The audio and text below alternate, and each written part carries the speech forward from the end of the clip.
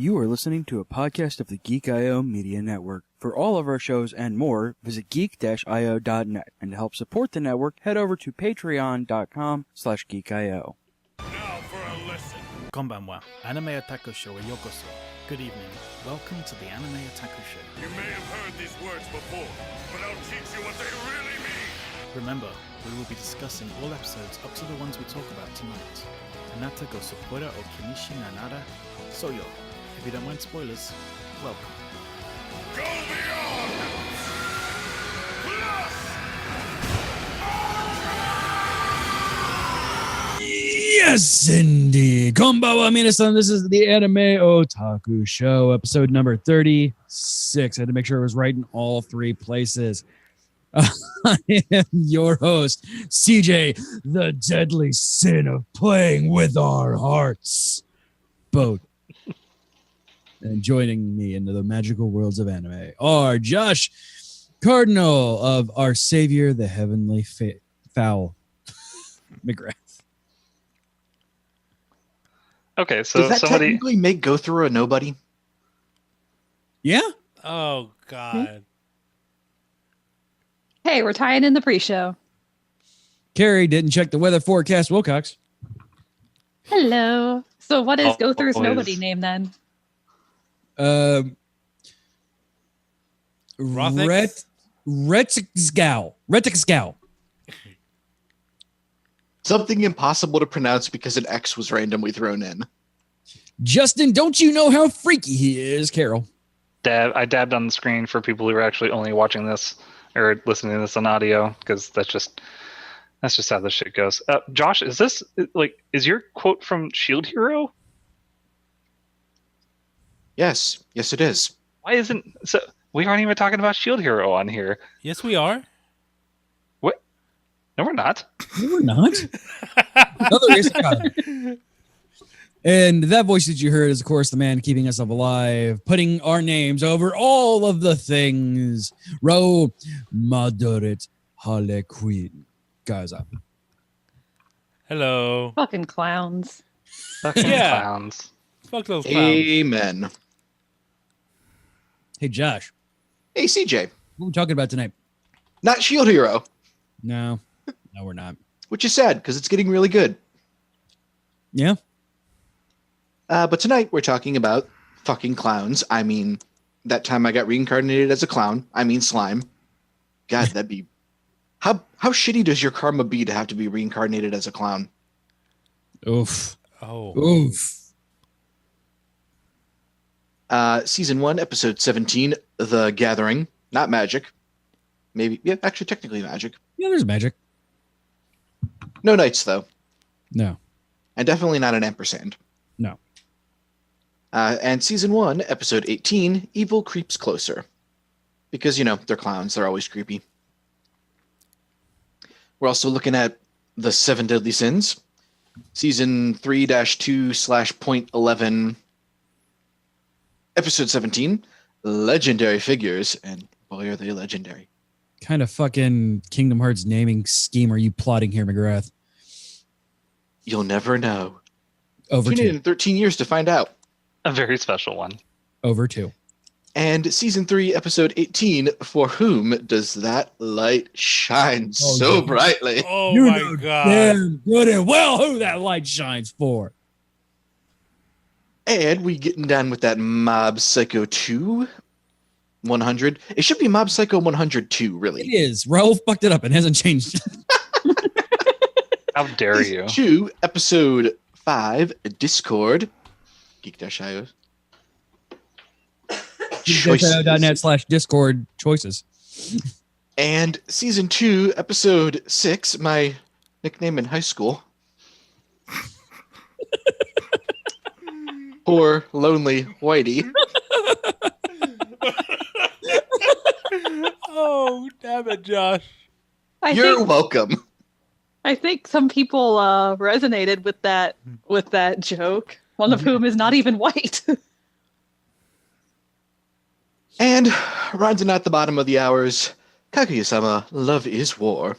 Season 1. Love is war. Love is war. Love is war. Kaguya wants to handle it. Miyuki Shirogane wants to show off. Kaguya wants to be covered. And season 1, episode 6, Ishigami wants to live. Chika Fujiwara wants to test you. Kaguya wants to be noticed. Senpai. I wanted to quote Run the Jewel lyric there, but no one else listens to RTJ other than CJ. So, Yes. man, good batch of episodes, and gosh, we've got to have a double week kind of episode. Just let us know like the next time S4 goes on break so that we can catch up on episodes. Because God, there's so many good stuff going on right now. It'd be like the summer, my dude. So, I know. Summer break. so quick thing for Slime, I actually watched that the day it comes out. Of course. The issue is I've watched the entire season of Seven Deadly Sins, and I'm like, oops. I know. I wanted to. We already continue know it. what happens in there because we read the manga. Yes, but I don't care because the anime is Drink. right. I have to fucking all right. Speaking of drink, we will actually get to show discussion here after the break. Stay tuned. Jelly beans, jelly beans. I have a cough drop. Jelly beans, jelly beans.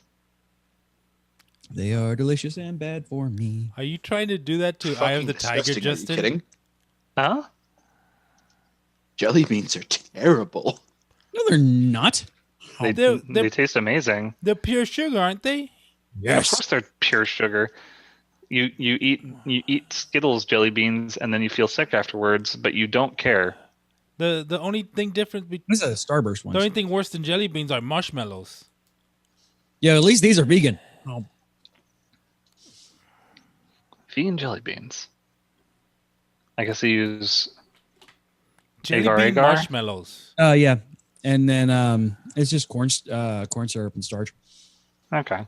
See, this is what happens when you tune in live. You get this conversation. Exactly. Yeah, you get the best fucking B-roll possible. All right. So going back in 3, 2, Ohio schooling 1. And we're back, ladies and gentlemen. If you want an ad-free experience and talk about jelly beans, tune in live Mondays at 10 p.m. Eastern over twitch.tv/geekio show. If you can't tune in live and want that ad-free experience, patreon.com/geekio gives you an ad-free master feed for as little as $1 a month, and a little bit goes a long, long way. Wait, can you really say that our ad breaks are ad-free? Because we really just shilled jelly beans there for a couple of minutes, my dude. We really did. Well, no, I cut that part out, and I put the ad. I know, Raul. I'm talking about people tuning in live.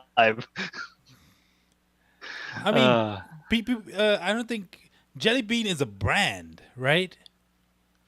No, Jelly Bean is what they Jelly are. Bellies are a brand. Jelly Oh, Belly Jelly are brand. Bellies. And Starburst. now- Oh, we there's should the ad. probably talk about anime. Yes, let's talk about anime. now.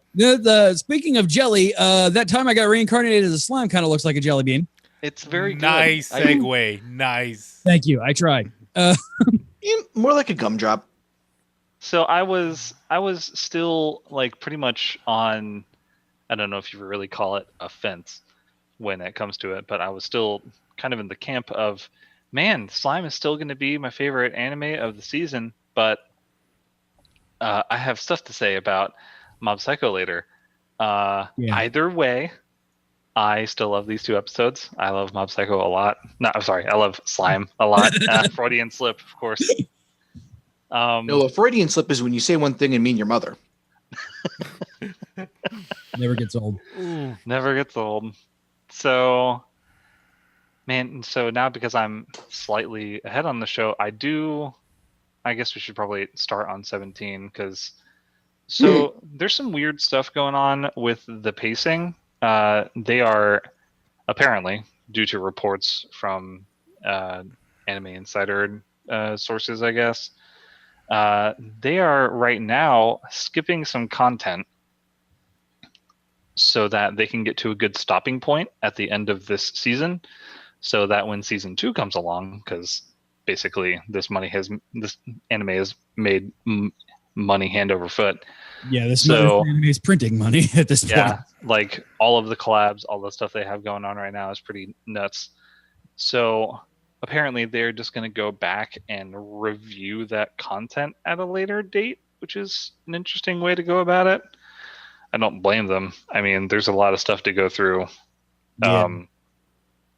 And thankfully I haven't spoiled myself that much on the light novels or anything like that. Is But this it's a good- light novel that got turned into a manga, got turned into an anime? Correct. And right now, the anime is an adaptation of the manga, not the light novel. Because the light novel has some series of events a little bit differently and treats some characters differently. I talked about this the last show that I think you weren't here, Raul. Yeah, I wasn't In here. the light novel, Gabiru is a dick bag. Instead Like- of the lovable idiot. Like, yeah, instead of a lovable idiot, he's an actual dick bag. And he gets like a character redemption arc after the whole war, but he was like straight up sending those goblin troops to die and shit like that. So Oh, yeah, okay, he was so- a real dick about it. I'm glad Um, that they changed him. Yeah. Now yeah, he's I like, just- I like the lovable idiot thing. I just like 'cause how his ego is like way too big for him. he's not a smart boy. Mm. But he's And it's not Horrible. even his own ego very often. It's his It's hype bar. yeah. Yeah, he doesn't want to disappoint his boys, and they wouldn't actually care if he disappointed them, but he doesn't want to, so he's just going to continue feeding them. And they're fucking morons. Yes, they're the idiots. He's Yeah. just trying not to disappoint his friends. Oh, quick thing on this episode 17. It got a little visceral there for a second, didn't it? Yeah. Half the face freaking melted off. I love it though. She's like, "Oh, there's nothing here. Are you serious?" And just from the side, just gets smacked in the face with a full potion.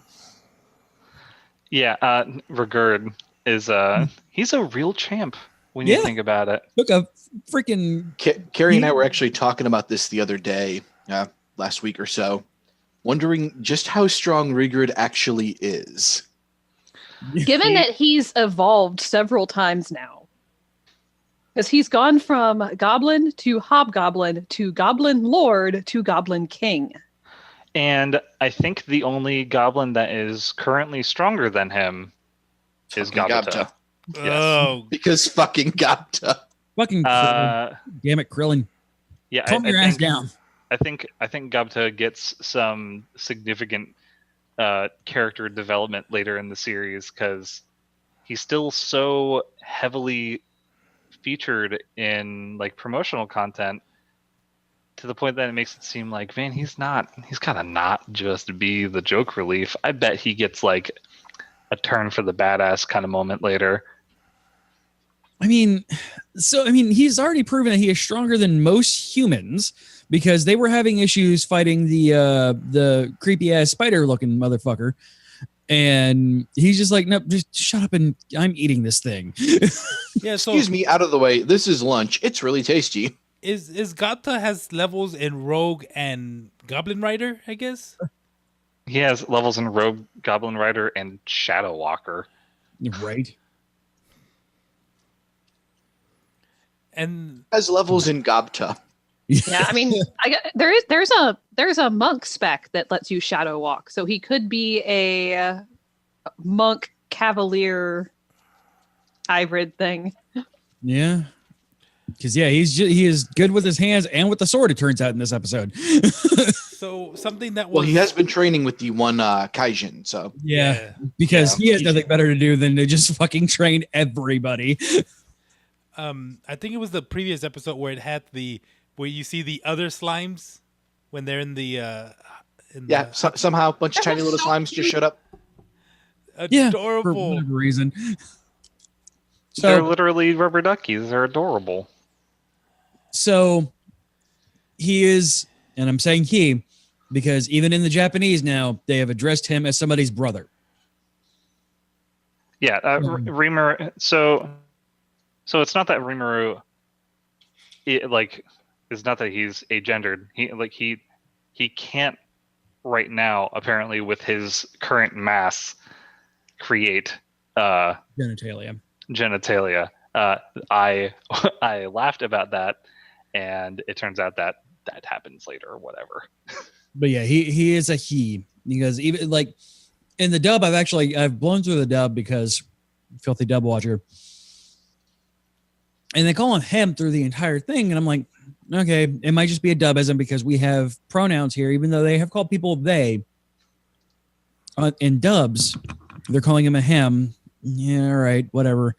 And then in this episode, the next episode, they flat out said that he was the brother to this dragon whale, sperm dragon whale. Oh, okay, yeah. That's episode 19. Yeah, Cardi B. Yeah, The sperm dragon whale, Cardi B. I think there was one of the in the Justice recent is justice to episodes society. where Rimuru just says, "I'm a boy." Yeah. and where Demon Lord is it Milam? Milam. Yeah. Yes, Just completely owns this beast warrior that comes in and tries to act all tough shit. yeah. You just got. Hi guys, you're our underlings now. Nope. Nah, fam. Heard you were talking shit. Right? How dare you mess with one of my bestie subordinates? Wham! Don't you talk to me or my bestie ever again. And let's see. So they have a little tussle, and they bring him in, and they sit down and talk. Milam ain't having none of that shit though. Shit, she would have killed all three of them right there on the spot Without thinking about it. I love this show, and I love the continuing trend of people making smart choices when presented with choices. Hey, this rando showed up and started trying to invade our town. Maybe we should find out why once we subdue him. Right. But where's the fun in that? But yeah. Yeah, I mean, it's isekai with your standard shonen, but it's so much more at the same time. Yes. So it is to say that it's an enjoyable show. Yes. Very. That's basic. Like that. That's the thing about Slime, is that it's enjoyable. It's something that you sit down on a Monday and you enjoy watching. Oh yeah. Something else. And with this, Mondays suck a little less. Yeah. And it's not a comfy show. It's not a slice of life. It is a well done series. Yeah, it's just good. It does have a little bit of comfy in it, like watching people make good diplomatic choices and advancing the story that way instead of just fighting everything is comfy for me. Oh, when they find Yes. the I'd agree with that. adventurers, they're like about to get wiped out, and then Gapta comes in and just Yeah. Dunks. Shut up and get behind me. This thing's lunch. they're hunting And it for also- lunch. Also, come eat. Yeah. I love random Merc's reaction to this, because the Merc is trying to protect these poor innocent adventurers that got way in over their heads, and then all of a sudden this derpy ass goblin shows up on a dire wolf, and the adventurer's just like, "Oh hey, sup Gapta," and the Merc captain is like, first of all, what the fuck name? Second of all, what the fuck, you know this guy? I like the random ass Merc. He's good, by the way. And then they become the heroes that took out the orc disaster. Yeah, Yeah, the misdirection there. Yeah, because Rimuru just doesn't want that kind of, because he's been called out on before. Milam came to him because he's the one who destroyed the orc disaster. Like, he doesn't want everybody to be afraid of him. He wants to be liked. And in this, being a great destroyer isn't necessarily something that's going to draw people to like you. Yeah, and He's wants more appropriately invoking the reason Goku decided to stay dead that one time. Yes. Right. And also, he's doing it for the sake of the people who've gathered under him, because if they see a nation of monsters that took down the orc disaster, Rimuru's rightly predicting, hey, humans are a little erratic when it comes to this shit. They'll probably just attack us and start a war if they feel threatened.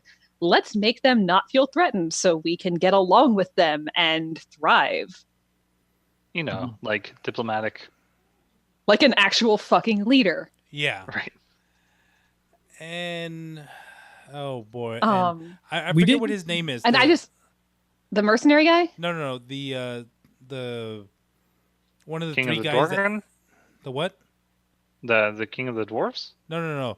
The one from the Demon Lord from the Beast. Those three. Carrion is the demon lord, and Yeah. Phobio is the Beastmaster guy. Yeah, the Beastmaster. Oh man. Of the Beastineers or the Buccaneers of something? Yeah. Yeah, something like that. How I just- how he Fucking gets anime, sent Jesus. home. He gets sent home with his literal tail between his legs. Yes. Sent packing. Like, hey, get the fuck out of here. Tell Carrion to stop dicking around with us. And those mercenaries, those like played up as super rough and tumble. You don't want to get anywhere near these guys, mercenaries. We just wanted to find a peaceful place to live. Can we stay here? Yeah, and that was like a whole. Oh, give him a head pat. It was so sweet, and it was just like, and then I was watching this episode with AJ and my son. For those who aren't aware of everything else that I do, and he's like, so I don't understand why he changed the last part of his name from San to Domo.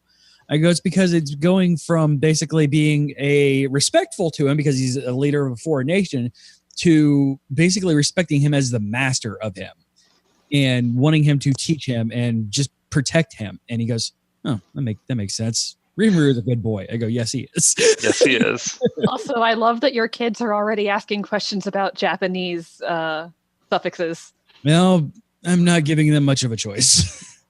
Hyper weebs. Yes. Yeah, but they're still choosing to pay attention and notice that shit and ask about it, and that's Yeah. awesome. Exactly, because he didn't catch the subtitles of it. He goes, "Wait, Domo? What's Domo? Why isn't he calling him the last one anymore? Why isn't he calling Sama something?" Sam Salakum Gum Samaden Senpai. gum Oh. And then the shadows Gum start elephant moving, gun. right? gum elephantitis. What? What? Elephant gun. Same thing. And going into episode 18 where the clowns start moving in the shadows. Well, one last thing on 17. We're getting further and further in lore and actually what the universe is about finally, which is nice. Yes. We are getting the demon lords. We get an explanation of them, and we get Milim to spill her beans, which is incredibly difficult, by the way. Turns out she's very difficult to get information out of. Oh. Incredibly difficult. Rimuru, man, such a good, shrewd businessman. He's so cunning. I know, just the brains in that slime, just make up 99% of his mass. I mean, technically, he is a pretty cunning dude to Yeah. know that. Oh, wait a second. No, sarcasm aside, yes, this was actually intelligent. Him being able to pick out Milim's weak points and be able to focus on them and get information out of her. But yes, it is fun. It's fun to have fun. Also, I do appreciate the fact that I have representation within the show as someone who loves honey as much as I do. I love honey. You put it on vanilla ice cream. You put it on hot tea. You put it on So, honey oatmeal. tangent. My vegan friend and I, and I'm not mentioning names on purpose because I'm still not sure where he stands with everything. My vegan friend and I got into a discussion about honey and how while I was doing one of my vegan stints, I was still eating honey, and he bitched at me about it. I go, yes, rules as intended. No, honey is not vegan. It is an animal byproduct. You are right. However, honey is better for the environment and better for the animals. Then it is not harvesting it. Exactly. Or eating the umpteen amount, the so much agave, which honey is the substitute for all things honey in vegan recipes, because the over farming of agave is literally wiping species off the map. So I would rather help animals by eating their byproducts than kill them by eating a plant.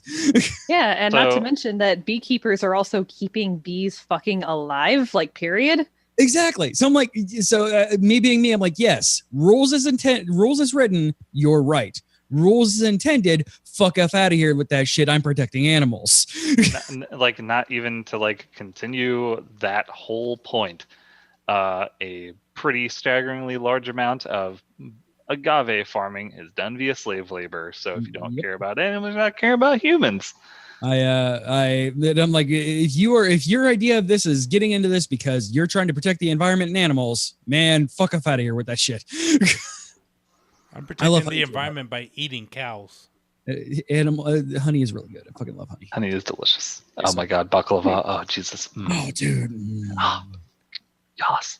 So if Anime CJ show. ever needs to bribe Justin for something, Right? I know Justin's secret weapon to get my demon lord Justin out out of my will.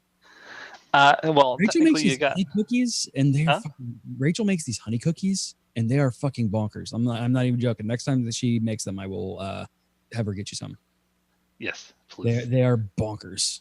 Speaking of other baked goods, before you actually go back to talking about anime stuff that we're supposed to be talking about, so this weekend my wife and I decided to have a fair food day at home because we usually go to the fair. But now they have a newborn, can't really take a newborn to the fair. Yeah, So it's a bad idea. I made Alton Brown's donut recipe, which turned out pretty friggin' delicious. Nice. So it's just donuts made out of biscuit dough, which Yep. just scrumptious, and some homemade corn Works for waffles dogs. too. Oh man, true. Homemade corn dogs and nice some corn on the cob. It was pretty good. I'm pretty proud of myself with them donuts. Very nice. All right, back to slime episode 18. Yeah. Honey tangent aside. So yeah, honey tangent aside. That's how I feel about honey. Damn it, it gets me going. So fucking clowns. So I'm glad we kind of got it built on one of the opposing forces that are a threat because they're not actively attacking REINCARNATEDAS because they realize that's a bad idea. Like, dude lost his orc disaster and he's like, yeah, let's not go head first into this anymore. Let's take things to the shadows and let me win this war my way. Let's resurrect this sperm whale dragon thing. Cardi B. It's really friggin' weird. Cardibolus or Cardibolo. Yeah, and let's Cardi use B. this. Cardi dude- B. Cardibis. Cardi. Let's Cardi B. let's use this dude that has a lot of hatred in him because he got smacked Because down. he's salty as fuck. Yeah, Because mom, dad disowned him and because Veldora gave birth to a whale and is like, fuck this. Not even Veldora itself. His magic. Yes, Veldora's magic pooped out a sperm whale and he's like, nope. Nah, dog. I'm not sure exactly where you came from, but it ain't here. Get the fuck out of here. This bitch empty.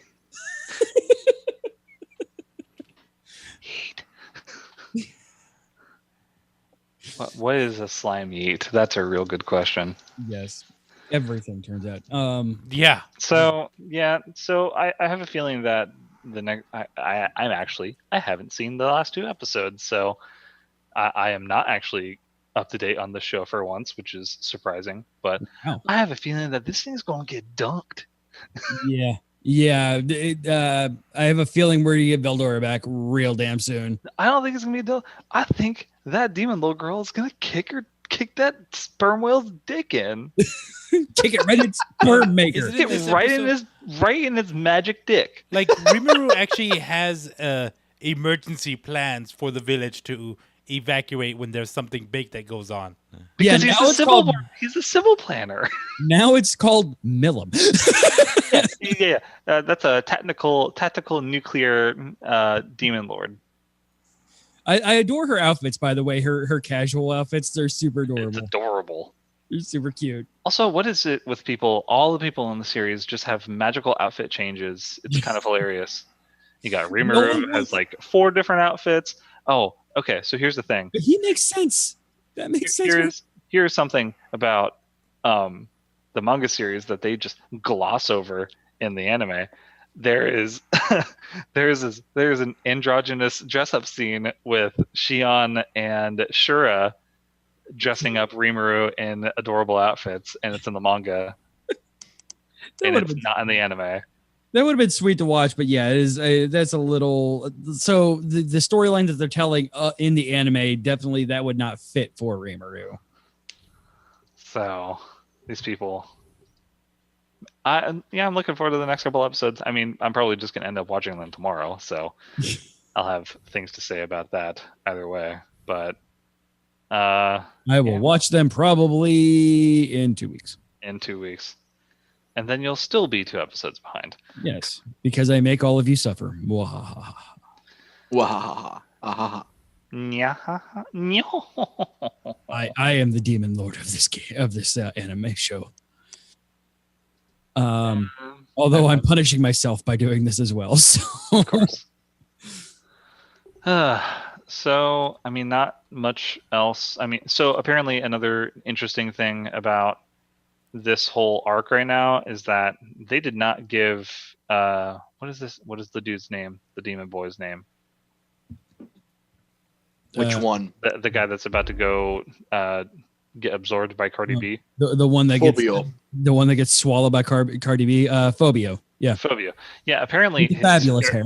Apparently his character arc in the light novel and manga is like super limited compared to what they're doing in the anime right now, which is apparently an odd take. Huh. Yeah. I don't know. Because I haven't read the manga to this point. I'm just going by reports from other people. It just seems like a weird choice. Weird flex, but okay. Weird flex, but okay. I mean, not much else to be said about that other than fuck clowns, and let's talk about another show. Yes, let us talk about 7 Deadly Sins. Holy crap! We have the Shonen tournament arc now. Yay! This of season 2, because there's gonna be there probably won't be one in season 3. No. Yeah, season 1, season 2 both have their Shonen tournament arcs. Let's just stick with that. Oh man, best fight in this one is Bon and oh my god, the Meliodas. Bon and Meliodas fight is fan-fucking-tastic. How'd the bird guys die? I don't know. Beats me. No, yeah, they're arguing with each other, and like one of them takes Bon's arm, or his forearm. What happened to your arm? Don't change the subject. You've got another one trying to swoop down and take Meliodas' head off. What are you wearing? And winds up taking its own leg off. What are you wearing on your face? Now you're changing the subject. I want to know how much of that was them getting absorbed into their own conversation and how much of that was an absolute don't fuck with us flex. Yes. Knowing them. Yeah, the answer is yes. I was about to say solid percentages of both. Yes, 100% of both. That was not a weird flex. That was a true flex. And then you also have Elizabeth and Elaine fighting the assassins. Yep. And those two are so cute together. That is my Elizabeth and Elaine is one of my favorite friendships in this series so far. Yes, they are so good together. They work really well as characters together. Like they do, and they're both just legitimately excited to be in one another's company. Yeah. Oh, because it's like, oh, somebody who understands me. Like, oh, when Elaine reads her mind, it's just like, wow, you're generally a good person. Yeah. Yeah, well, because she, Elizabeth verbally says, how awesome Elaine is, and then Elaine reads her mind, and it's her fangirling over how awesome Elaine is. Yeah. She's like, oh, okay. I mean, Not just lip service. no, Elizabeth has a lot of faults to her, yes. But one of them can never be that she is not a genuinely good person. Like, because this entire story started because she was scared for her dad being sick, and she just wanted to save the kingdom from Hendrickson and douchebag. Dreyfus. Yeah, what I said. Dreyfus. Yeah, what I said. Dollface. Dollface. Dull. Oh. Dull face. Douchebag. How about droll face? Oh, there we go. Yeah, No, that's that the sounds giant. about right. That was the Ha. transition back into. You know, I was Actual building Gus. on it, Carrie. And then we find out So that the. Oh no, that was the previous episode. That we find out who the little, not the little, but who the giant. No, With the Ten that's this episode. Oh, okay. Yeah, you find out that he's a fucking dunk lord. That both of these people fucking own. Yeah, you They're get, legit two of the coolest characters in the series. They really are. Fucking love Gloxinia's design, like the actual design. Gloxinia and Droll are so freaking cool, and I should tell you something that I remember their fucking names. Like they sold me from freaking panel 1 in the manga. Also drink. I love how they animated the wing. Yes. And that's the reason why, even though I know what's going on, like I love watching the anime because, like you guys have said in the My Hero stuff, there are certain things that exist in there that just don't exist in the manga. And Gloxinia's beauty is one of them. Like Gloxinia is beautiful.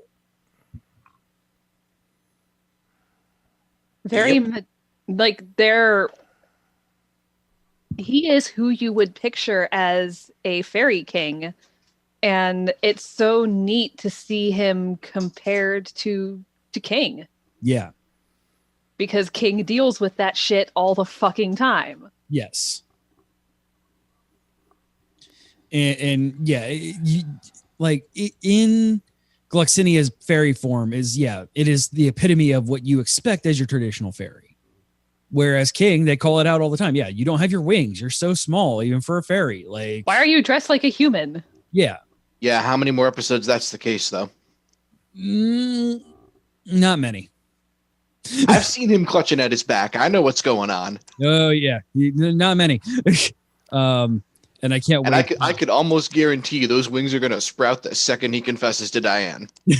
Well, talking about that, the episode 18, we get Oh my God, Diane and Episode King. 18 is so good, you guys. Oh my It's god. So fucking good. The Diane King fight versus their avatars. And I love Gloxinia's like, how did we wind up in this situation? And Droll's like, I don't know, I just rolled dice or something. Yeah, the matchups were chosen by fate. There might be a reason we're fighting these guys. Yeah. And it turns out there is, because Gloxinia being the first king of the fairies and Droll being a high giant. No, he's the Droll was the progenitor of the giants. Yeah. And yeah, it's like, oh well, this is bittersweet. Right. Also, by the way, fuck you, Gloxinia. No one stabs Lord Escalor and gets away with it. You're goddamn right, you fucking healed him. Nobody, and I mean nobody, fucks around with Lord Escalor. oh Escanor. Words. Well, and little tongue-tied there today, boy. We actually get two fights in this one. How long have you known me, dude?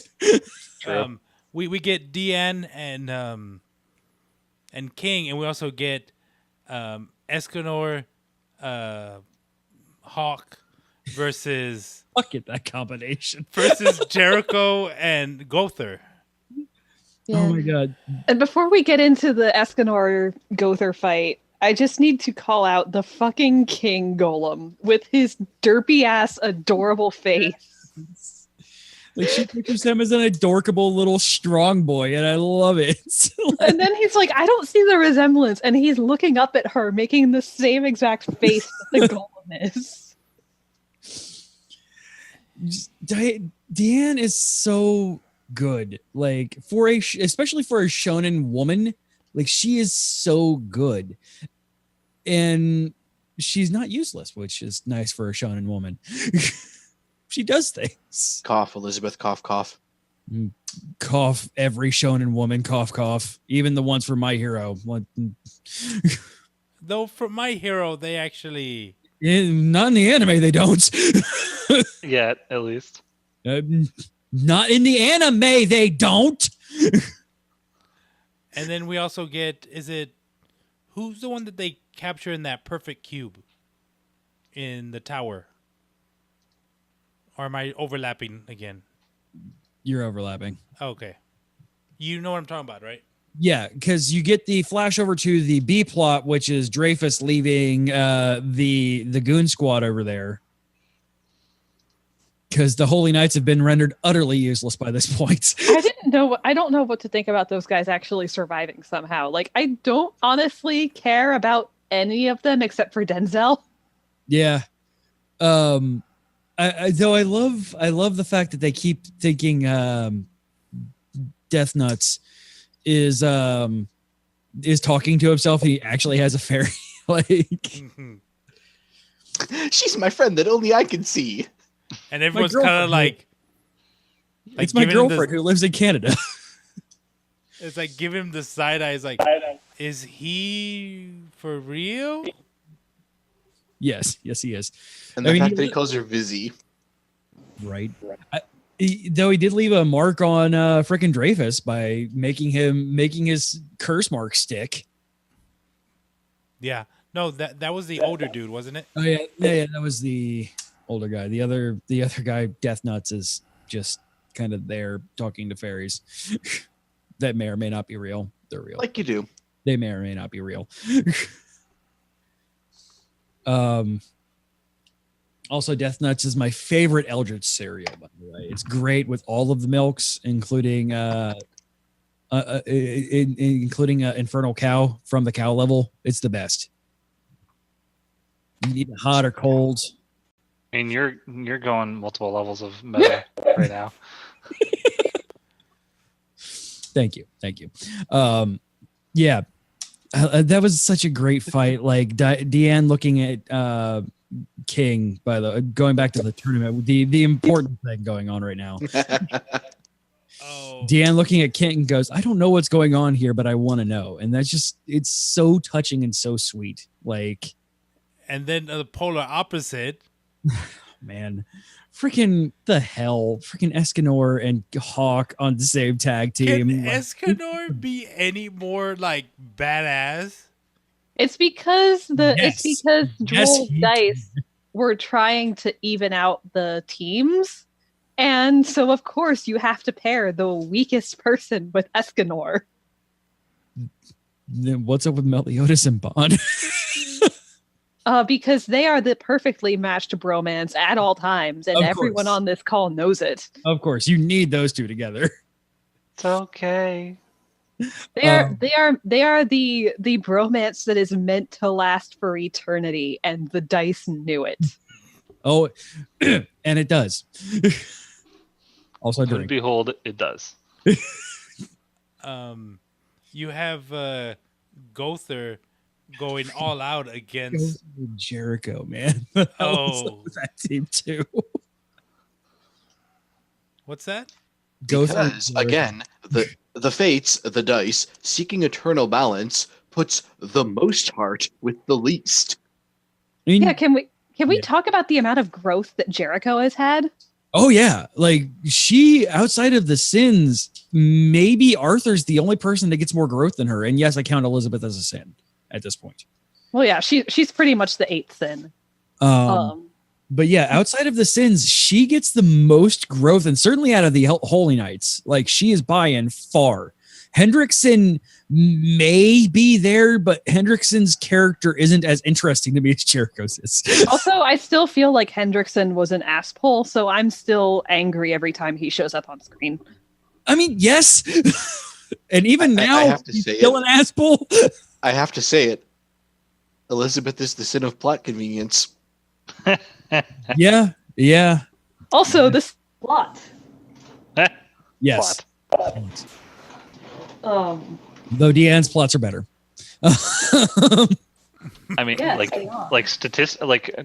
statistically and volumetrically, of course. Yes. But yeah, the fight, as you call it, between really just Escanor and Gother. Yeah, well, there were pretty much three phases to this fight. Fight 1 is the argument, Yes. which is where Jericho shows her growth. And hey, rare occurrence for a shonen anime, a character who is not the orange-wearing protagonist actually learning from their failures. Right. And then phase 2 was Gother versus Escanor. Yep. And Gother trying to pull the same shit that he did on Deanne. Yeah, problem with that. There is only one son needed, and it is the only woman who is able to capture our Lord and Savior, our very God's heart. The woman whose very power is literally infinite. So The he's only memory he able. needs is his undying, unnatural love for the Lady Merlin. Yeah, and the fact that Gother was trying to inflict the nightmare of you'll never have her, she considers you below her. And he's just like, yeah, I know. Yeah. Escaminer knows that shit. That's fine, as long as I can walk beside her. Yeah. Also, no spoilers. Is it ever revealed what kingdom Escanor is from? No. Because, yeah, surprise, you fucking royal as shit. Yeah, he I is. gotta. I don't if it is, it's a minor point that they do the 7 deadly sins thing where they touch on it, say, oh, that's cool, and leave it. My headcanon is that he's Arthur's uncle because they have similar hair color. Fair. But that is not based on any sort of reality. That is just a headcanon. Yeah. I mean, he has a really fucking tragic backstory, though. Oh my god. Yeah, no shit. So Come to think of it, he may be from Camelot because Arthur's original story and legend is he came to the throne because the king fucking died and there was no heir. So I read a very interesting thing and yes, it's hyper analyzing a shonen anime, which yes, It's Monday. It's what we do. If I am standing behind any shonen anime being overanalyzed, it's fucking 7 deadly sins. I literally wear it on my skin now. It was Meliodas, Bon, and Escanor being the ego, superego, and id of the human psyche, and went into this almost 30-minute video on just those 3 and how they translated to psychology. And I'm like, huh, yeah, because so Escaminer has such a major inferiority complex. He's just happy to be along, especially when it comes to Merlin. Escanor, in his daytime form, is such a superiority complex. And man, I desperately want to next week talk about 4 episodes because the greatest thing in probably the entire series so far is happening in 4 episodes. Fucking drink. I don't care. So I'm on the wiki, and apparently they talk about his history. He's 40 years old. Yeah. And he was the prince of the Castellio kingdom. Castellio. And when he was a child, his older brother Damon used to pick on him until one day his power awakened. He accidentally broke his brother's arm. His parents disowned him because of what had happened. It was a strange, unexplained experience. And soon the kingdom's forces mobilized to kill him. He was rescued by a kind woman named Rosa, who hit him in the barrel, set it adrift at sea. He survived, but wherever he went, people call him a monster. And then he meets Merlin and Meliodas and was joining their order. Apparently, though, they show up in this episode. In episode 18. Yeah, they gave his flashback when Gother tries to erase his memories and give him Oh, okay. I don't even remember that in the manga. So Gother's nightmare bullshit. So he's able to. It was definitely in the manga because I just read that part. Yeah. Okay. So he's able to just glossed temporarily over it. go Escamor at night. By using Merlin as his son. Yes, because that is the only son that he needs. Yes. And then he more mirrors his axe from his bar. Mjolnirs. More mirror. And he charges up for a Mew. massive attack. Yes, and Which brings us to phase 3. Yep, Gother thinks it's aimed Escanor at versus the world. And don't fuck around with Escanor, because Escanor is not stupid. Like, he's not like the amazing thing with Escanor is even in his day form, he's as intelligent as Merlin. Like, he realizes that yes, Gother is being controlled and manipulated. He knows who the fuck is behind this. He's the sun version of the Hulk. Yes, exactly. Praise the you unlike me when I'm sunburnt. Sun's out, guns out. Yeah. Excuse me. Shall we go on? Oh, never mind. Go ahead. And he's able to take him down, just completely obliterate, level the shit out of them. Yeah, I mean, the dunkulating is because that's what he's there for. He dunks on people, and he dunks on them so good. Also, the casual mention that he had surpassed, what's his face, Galen. Yeah, the casual mention that he just fucking obliterated Galen. The first mention of power levels that I actually enjoyed in this series. Oh, hey, look at that. He's above Galen. Wait a minute, that magic power is greater than Meliscula. Fuck that. Yeah. I mean, she got pretty fucked. Damn it. She's not the commandment that makes me the angriest. No. Which is the commandment that makes you angriest? The naked chick whose name is Ass. Derry's great. You shut up. She's fantastic. Her name is literally Ass. Yeah, I know. She's awesome. She's awesome. She's so good. I agree completely, CJ. It doesn't matter. She's a good character. She is. She is very like they did that thing that they do in this where they make you think that she is, like they make you think that Merlin's going to be the sin of lust. Like they make you think that she is just going to be this like succubus, and no, she is so good. People can scream drink at us as much as you want. You just, for me, I didn't even recognize her design at the very end. Yeah.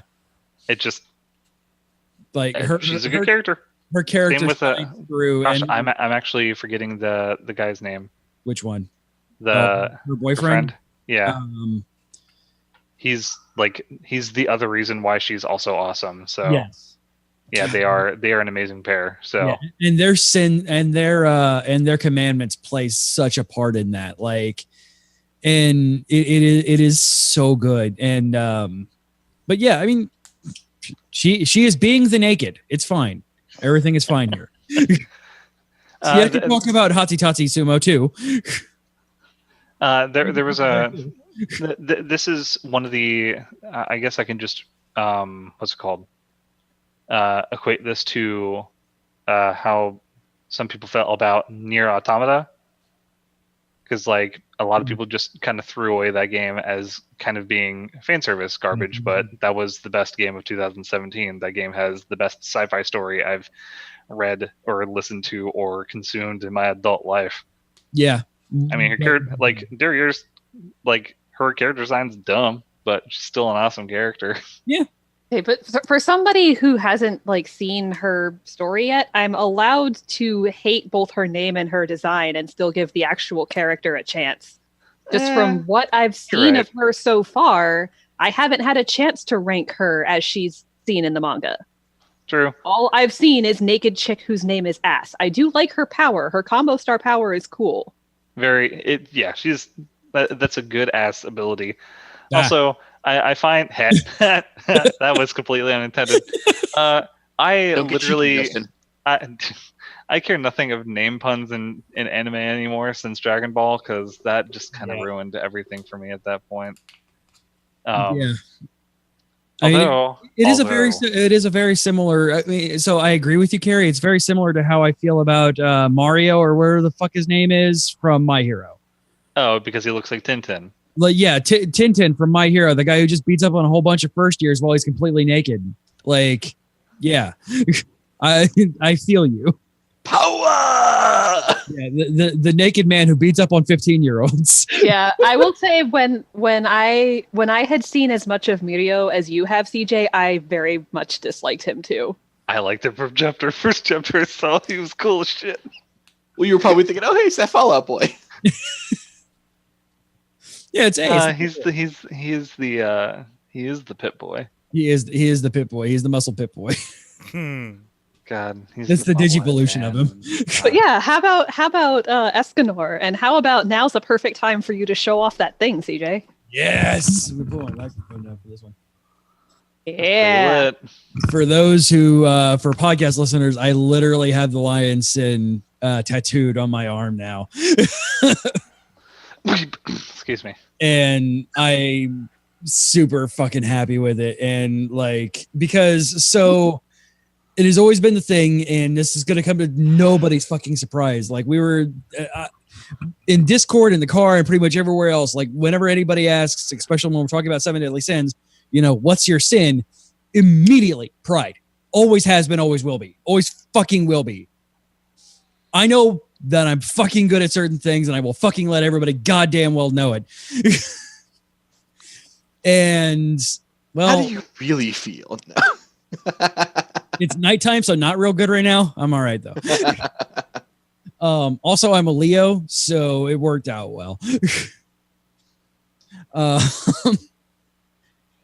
But yeah, so yes, fucking Escanor. Just, oh my God, so fucking good. All right, we should talk about Mob Psycho.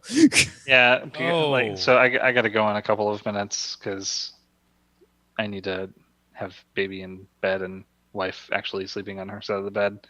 So episode 5 of Mob Psycho is the best animated piece of animation and anime I've seen in years. Yes. Well, it's the conclusion of the previous episode. Correct. Yeah, but to have movie quality animation in episode 7 of episode 5, yeah, episode 5 of a weekly television show. Yeah. Yeah. Can we talk about the style choices and the cinematography and fucking shonen bullshit shonen mob? Everything about everything. This episode is everything. I could just, if you want to give things hashtags, Mob Psycho episode 5 is hashtag everything.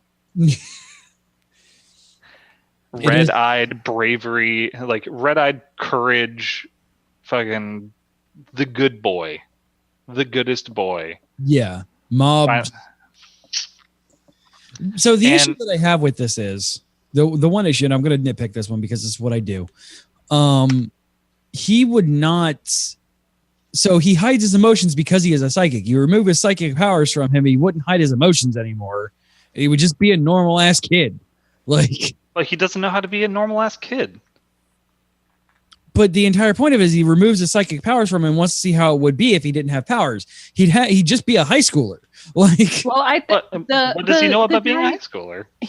Also, it wasn't a true like experience in that case. Like the guy, the evil spirit, what's his face? Guided Mogami.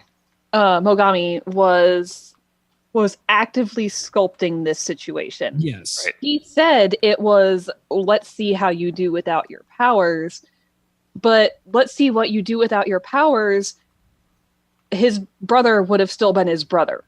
Yeah. His friends still would have been his friends. He was actively removing every single positive influence from Mob's life along with his powers to try and force him to snap. Well, but Mob never uses his power against normal people. Yeah. Ever. Like even when he's getting mugged, he doesn't use it. Yeah. No, and I know that. It's just the on the surface thing of, hey, I'm going to remove your powers and make you do this. Like, yeah, that's not how that would work. So it is obvious that he's manipulating the entire thing because, well, that's what he's going to do. Also, it's possible that Mob himself is just a shy, awkward kid.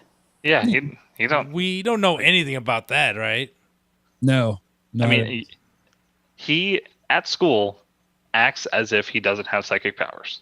Yeah. So that entire sequence was him thinking that his only worth is his psychic powers, where none of his worth is his psychic powers. All of his worth is him trying hard to be a good human. No, and don't take this as a shot to the episode. Like, it is a fantastic fucking episode. It is just like that. The premise is not how that would work out without the manipulation of an evil person. And yes, that's the situation we're in. But that I can poke at the premise of this. Yeah. Well, and it's also very much like an evil person to manipulate that too, right? Yes. Like, he's absolutely going to lie and be like, yeah, your life would be terrible if you had powers. Like, yeah, your loving brother hates you and lets you get mugged, even though that's not how that would work, like, at all. Yeah, his brother is always still going to be the sweet boy. Like, his brother is a fantastic child and is always going to be that way. Yeah, I mean, they removed every single positive influence from his life, and he was still mob. Yeah. Right. And he still tried to do good. Even right down to, feeding the stray cat. Yes. Which is where he finally breaks. Because these people are being terrible to him, but then she lets slip that she's going to call someone to take the cat away and imply that it would go to a kill shelter. Yes. And Mob's totally fine with people beating the shit out of him. But man, you threaten an innocent life. Yeah. And that's what breaks him. And then we get just the tiniest face turn from creepy spirit collector guy who power boosts Dimple enough to break in and deliver the Kamina wake-up slap. Yeah. This isn't you. Yeah. And starts reminding Mob of everything that he has going for him. And that brief instance where he just hulks out for no goddamn. I was about to say Buff Boy Mob is just and then immediately deflates. Kino as fuck. Yeah, where's the muscles you've been building up all these months? Not that many. Yeah, just goes flat out gone level of fucking muscles and just like. And then Mob's reaction to that. I really should be more thankful of the people in my life.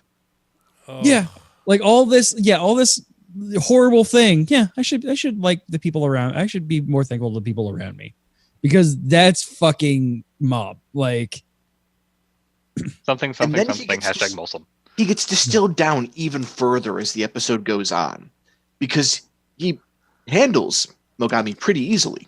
Yeah. But then, of course, once Mogami goes down, the countless number of evil spirits he had consumed start wreaking havoc. Yeah, and to Mob, this is all still real, and I mean, it's still trying to get the little girl. And that's just that it. That is whole my sequence.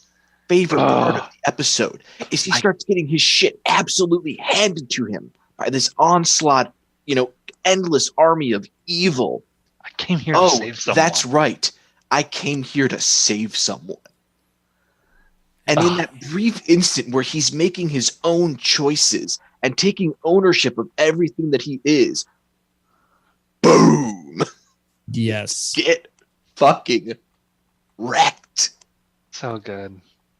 So something that happened like in the original, like it's technically a webcomic, not even a manga. The consumption of Mob by the spirits is way more violent.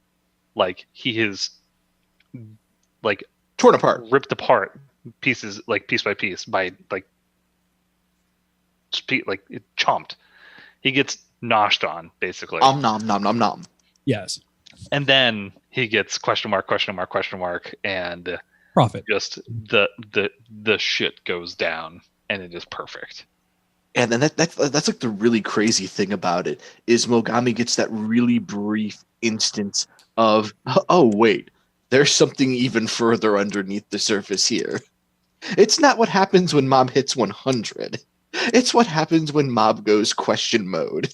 Yeah, when he goes even further beyond. So, CJ, you didn't watch all of season 1. No, I watched the OVA. Did they mention the question marks in the OVA?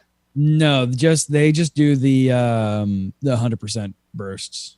Okay, yeah. Well, this is that moment is something that occurs in season 1 when he is fighting Teru, which is one of the other psychics.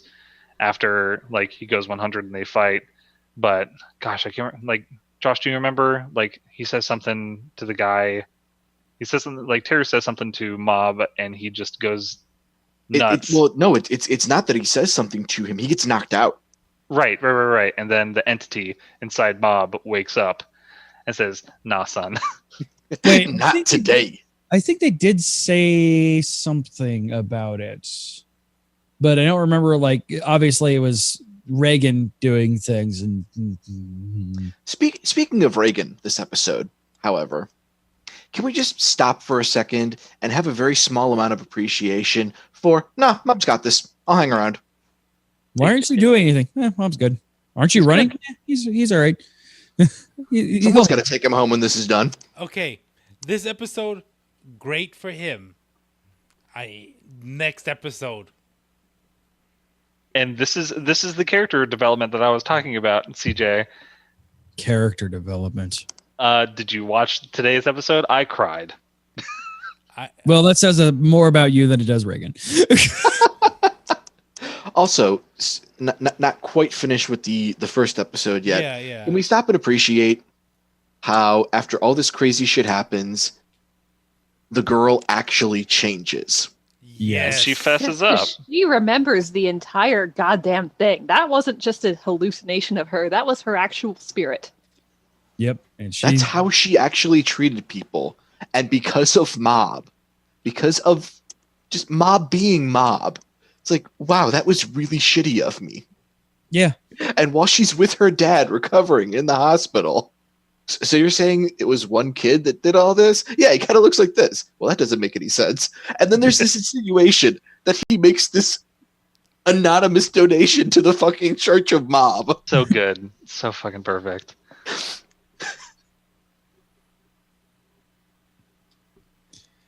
Yeah, and so yeah. Second episode. Reagan. Fucking Reagan. So all of that great things that was in the previous episode, throw it out the fucking window. Oh my god. Because they start with showing Mob that he's actually improving on his physical condition. Yeah, and Mob's part in this entire episode is fucking amazing. He calls him out on his shit. Yeah, Mob is getting better physically. He's getting better mentally. He's getting better emotionally. He's getting friends and getting close to these friends. What's great is that the body improvement club. Body improvement club. Yeah.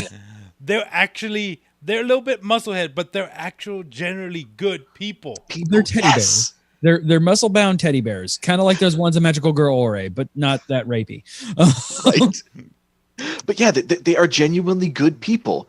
It doesn't matter that Mob only managed to do 35 push-ups. That's still a personal best for him. That's worth celebrating. Yes. Yeah, and they're super stoked for him. Yes, you did a fantastic job. That's awesome. Keep improving. It doesn't matter that they barely know this guy in the telepathy club. It's his fucking birthday. Let's hoist him in the air. Yeah. Hey, it was my birthday last week. Let's hoist him in the air too. Yeah. And we should all go do karaoke. Hell yes. Yeah, they go eat at a family restaurant. Yeah, because they're a fucking family. Yeah. They go have a good time. They're like, hey, let's go to karaoke.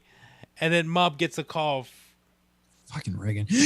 from Reagan, and it's like, well, you're not doing anything. No, that's later.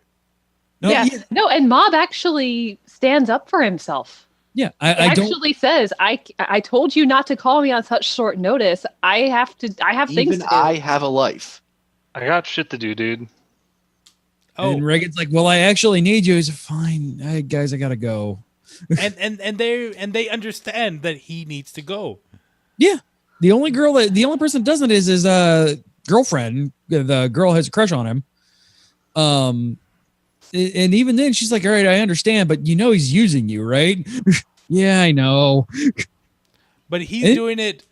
Yes, he is being manipulated to help him, but he's also doing it because he wants to help people. Yes. And that's the only reason why he puts up with Reagan's shit, I think. Is because he has a walking character flaw. He is helping people, even if it's fake helping people sometimes. And then he goes and exercises a guy that frozen tofu. Yeah, the frozen tofu demon. Frozen tofu. Good, very good.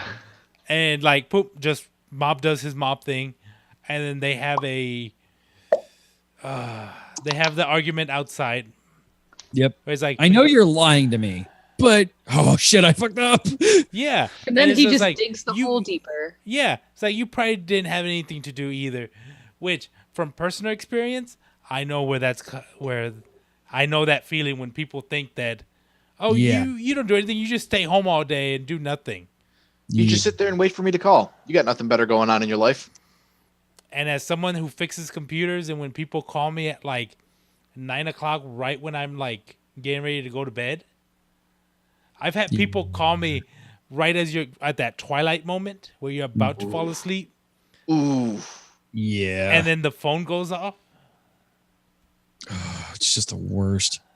So, somebody, Raul, bring up that GIF that I just posted on chat. Yeah, I see it. Basically Reagan the entire time. That's real good. But yeah, then Mob cuts ties. Yep. He goes, fuck this shit, I'm out. And I'ma go live. And I'm gonna be my best boy. I'm gonna live the best boy life by myself. Yeah. And Reagan's like, I still need to work. So I guess I'm gonna. God, that message that he got from his mother. Oh. Yeah, happy birthday. Here's an ad for a quote unquote real job. Are you still doing that's your birthday present. Are you still doing that shady thing? Also, did you notice that it was an image embedded in an Excel spreadsheet? The icon for the attachment was an Excel spreadsheet icon. Because that's what a mom would do. And then, the next episode, she sends him a PDF. Nice. Because these are all, and it's a small thing like that that's noticeable. That's actually something a mom would do. And it's the kind of mom that would call you, okay, I'm at the Google. Do I just type Facebook into it? CJ, you're getting way too close to home for me. Oh yeah, okay, I need you to go to this website, such and such blah blah blah censored.com. Okay, so on Google I have this, and this. No, go to the website, go to blah blah blah.com. Yeah, that's where I am. I've got this result. God damn it. Yeah, but I mean, props to Reagan, at least. He does the work. He gets the shit done in his weird Reagan way, and then the online where he sits in multi-boxes, breaking terms of service probably of this game to exercise this player killer. We will call him Schmoshmace from Schmort Smart on Schmine. And I love it because it shows he's completely drained. Yes, he's a literal zombified. He's more zombie than egg. And so, I mean, bravo for him actually doing the work, which is the exact opposite of what I thought he was going to fucking do, which is peace out and yep. Oh, he did kind of when he went to the bar. Well, yeah, that's what. He was looking for somebody to talk to. Yeah, he was drinking his sorrows away, like people do. Drinking a non-alcoholic lemon sour. Yes, as much shit as he gave Mob, turns out he's the one with no friends. Yeah, and it's just him projecting, and that is the reason why I fucking hate that character, because that was my mother. Like that is my issue with Reagan. It is my mother, and I cannot stand that. Like, you could tell me he's going to get all of his comeuppance and everything like that. That's fine. Still makes him intolerable right now. Yes. Well, speaking of which, I do need to go. So Speaking of mothers, Justin's going to go be a mom, and I love you for it. Take time to be a mom today. A dado. Hey, Justin, He's gonna be a dad because dads are awesome. Yes. have you haven't gotten used to? Has it sunk in that you're a dad? Yes, Oh, but okay. I am also just trying to get used to the lack of sleep at this point. Yo. So You all right. don't. You just Good night, learn to guys. live with it. Take it easy, brother. All right. Love you, Justin. Bye, This is much Justin. good for us. Yasuminasai. Oh man. So then let us talk about Kaguya-Sama. Well, there's an important point to mention in closing on this second episode of Mob. Okay. And that's the fact that Reagan's life goes to shit for a second because Mob's not there. Yeah. While Mob's living his best life pretty much. Or at least it feels like it to him at the moment. Yes. And Reagan puts the time in to get super popular and gets invited to be on a TV show. Yeah. Speaking of what would happen with your brother if you didn't have / use your psychic powers, he would invite you to play video games. Yeah. Hey, and he's like, hey, do you want to play video games for once, since you're not working? Yeah, that was sweet because his little brother's just a little brother. Like, it is obvious that, like, and it's been made obvious every single time he is on camera that he fucking loves Mob. Like, it is like he is so happy that Mob is his brother, and like I don't know how much they go into it in the clip reel summary that you watch, CJ, but in the first season, his brother develops psychic powers. Yeah, they do. Entirely because he looks up to Mob so much. So they actually get into that. They give a pretty good synopsis. I went back and read like the reviews and everything of the plot of season 1, actually. Mm-hmm. And the OVA does a pretty good job of it from telling it from Reagan's perspective. But the thing is, it goes from Reagan's perspective to Mob's perspective. So it shows Mob doing his explosions and protecting his brother when his brother first manipulates his psychic powers. Because his brother's like, I'm going to go protect people, and then gets into a fight and Mob has to protect him and against actual real strong psychics. And like, so they get into that. They get into why he develops psychic powers, which is, I want to be Mob. I want to be like my big brother. And they actually get into the whole, like, everything, like including the fight at the end, but it's all Reagan at that point. Like, it's just, you have tiny Reagan from the little guy, you have Reagan with big hair, and you have Mob Reagan, and you have, I forget Mob's brother's name always. But Mob's brother Reagan as well at the end, like fighting fighting the pistol dude and the toy dude and Ritsu. Ritsu. And fighting the toy guy and fighting the BDSM guy and fighting all of those guys. Like, but it's literally just, and it's well animated when Reagan's taking over those roles, by the way. Like, yeah, and Mob's reaction just being, I'm proud of you. yeah. And they do an awesome explosion in the OVA too, like building up falsified information, 1%, 2%, 75%, 100%. And then Mob rewrites the entire story, and then just you watch it go escalate down. You actually get actual clips from season 1 going back through in reverse, like Memento order. Like, yeah, it's really well done that way. But yeah, so Reagan gets invited to be on TV, but turns out it's all a setup from the old child psychic he need the spirit out of. yes. Setting him up for a fall. And it's like, oh, shit. And it's not even like set up for him, like, you know, getting to be the one who exercised the spirit over him for the game of rock, paper, scissors, for daring to intrude on their society's, like, staked out territory. No, it's you hit me with a flying knee strike, and I don't like that. You hit me. I'm telling Mom, and by Mom I mean television. All right. Should we talk Kaguya? Oh my goodness. So about how the episode after I explained the cultural significance of walking home together under an umbrella, there's an episode about walking home together under an umbrella. Yes. I was watching this. I'm like, wow, we literally just went over that. Good job, Kaguya, for doing our jobs for us. So, from what I'm seeing from this series, they're slowly like starting. They are to- 110% head over heels for each other at this moment. Yes. Yes. And it would be cute if they weren't insufferable people. They're getting better, admittedly. Yeah, as they're becoming more human, they're becoming more likable. Go figure. Yes. Yeah. So this one, the three segments are Kaguya wants to handle it, which is the girl from the From The relationship advice episode. Yeah, from Shinomiya's relationship advice episode. Like, he just came at me and I said yes because he scared me. Which was hilarious because we didn't recognize her at first. And then I was like, wait, what if this is the same girl from that episode?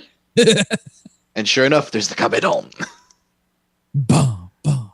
Oh, and what's her name bursts into the. Oh Yeah. my god. Love Detective Chika, Yes. which, by the way, is most of the point of that weird one-off ending.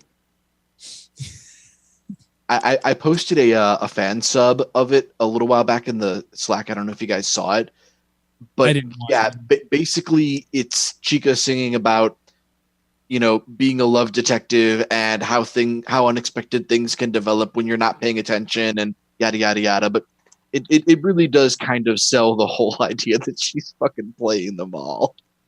Oh. I love it. I was here the entire time, but I had to go get this hat from the drama club. Yes, because that's just the kind of person she is. I could barge in now, but I need this prop. Yeah, It she doesn't matter if I'm tired. She is like 100% playing the ditzy friend. Oh that yeah, actually no, knows. she is super manipulative, like in a good way. Like she's purposely trying to get those two together, She's wingmanning almost as hard as Koiwai, right? if not a little. No, because he was playing both sides as well. So yeah, just about as hard as Koiwai. Yeah, she knows what she's doing, and it is not accident where she is, why she is, and who she is. Like, And it's because not again- just a passive investment for Kaguya's sake either, as we find out with the next slice. yes. Oh. Oh, boy, Apparently, President isn't perfect. Yeah. Oh my god. He can't sports. He's He playing. can't sports at all. What's that He sports sports ball? real bad. That sports ball that he was playing where he like closed his eyes and then hit the ball. And then decked himself in the fucking face. Yes. I don't understand why that keeps happening.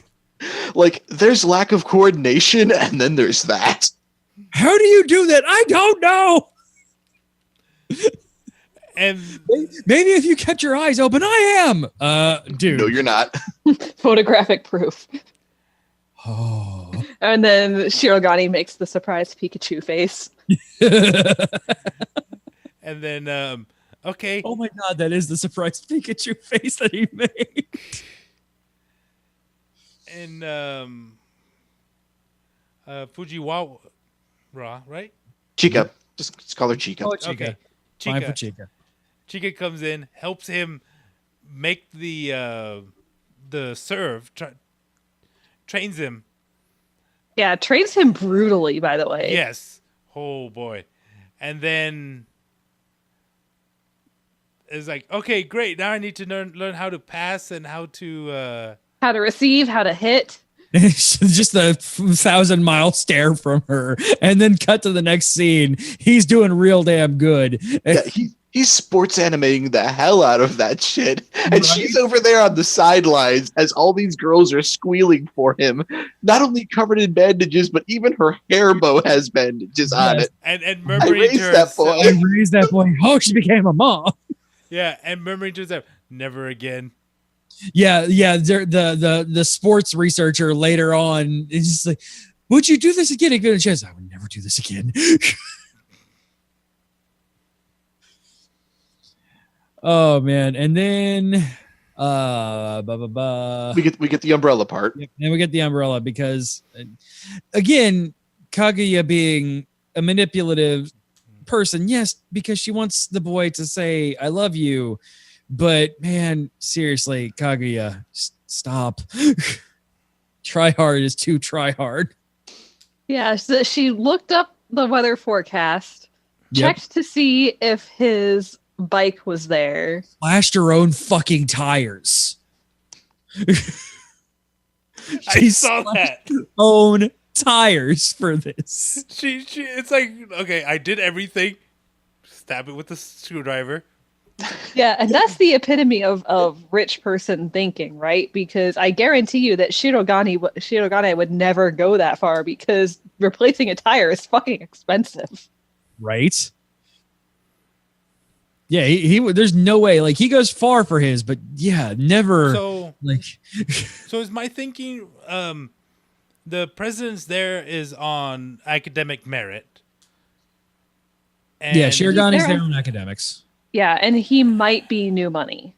Yeah. Because he would have to afford that tuition somehow. This is not the kind of school that gives scholarships. Oh, yeah. okay. This is Tatsuki of Food Wars, just not food. Yeah, you have to be somebody already to be in that school. Yeah, these people are children of CEOs and diplomats, basically. Yeah. Wealth at least. And to be the president of the student council, wealth plus. And his is wealth plus intelligence. Yeah. And then they both have an umbrella. Yeah. Yeah, they want the other person to offer. Yes, and because it's that's the whole point of the show so far is they are both trying to get the other person to admit they have feelings. Yeah, and then they don't want to be the person to surrender essentially to love. Yeah, because the person who announces first is the loser. And they miscalculate by both announcing that they don't have an umbrella at the same time. And then Kaguya tries to call him out on his shit. Yeah. Because there's no way he wouldn't have checked the weather forecast because he always bikes to school. Yeah, and also it's him. Like, he gathers as much information as he possibly can at all times. Like, he's the smartest guy in the room outside of who we're going to meet in the next episode. And like, so yeah, there's no way standard people check the weather forecasts when they get up in the morning, much less a guy who, one, bikes every day, two, is the smartest guy in the room, minus one person, and and three, is just always prepared for everything. Like, but it doesn't matter because, as always, the secretary's got your back. Love Detective Chika on the case once again. It's like, I have an extra Today's one. weapon, I have an extra umbrella. Here, take it. I can't take this. You take it. Well, how about I borrow half of it? Yes. That was adorable. And then while they're walking down the street, it stops raining. Yeah. And they still keep the umbrella they keep up. walking because fuck it. They got what they wanted. They're gonna enjoy it. Yeah, they are both fully invested in this, and yep, they have what they were here for, which is snuggle time under an umbrella. Okay, so next episode. Hey, remember the other thing that we said last week where we're like, we can't wait for the inevitably treasurer to get introduced into this show because we have the secretary, the president, vice president, the secretary. We have to have the treasurer. Da, da, da, da, da. And he actually shows up for a split second at the end of the umbrella episode, just fist pumping into the air about a video game he's playing as they walk past. Yes. But yeah, so we get introduced to the treasurer, who's apparently numbers. Yes, all numbers all the time. Data processing genius. Who's actually what's that word? Who's actually personally picked by the president? Apparently with the student council system, the president is put in place and then they select the entire council. So he handpicked this guy for the job, and for some reason this guy wants to quit. Turns out it's because he thinks Kaguya is going to kill him because he keeps accidentally sabotaging her plans. Oh, And I love how he's just like they put him into the place where he is in the background and just accidentally in these places, and it's just fantastic how they handle it. Like it is brilliant, and yes, he has good reason to fear her because and I love it. I'm afraid she's gonna be. Oh no, she just acts like that. It's not a big deal. like, I think she's a trained assassin. I think she's killed at least 2 or 3 people. And then here she comes into the room covered in blood with a knife. See, I told you. No, it's fine. And then Chika shows up. Oh, I'm totally dead. See, I told you. No, she's not dead, but she might be. How are you holding her in there? Boing. Kaguya pulls him to the side. Don't say this to the president. Or this will be real. Boink, boink. And don't make things more complicated for him. No, the power of vesicles is strong. It's the reason why Kaguya keeps staring at Chika. And the envy there is real. Yes. Oh yeah. Shout out to the first thing in the last episode of the short sleeve school outfits. And oh my god, I feel so fresh and this feels so nice.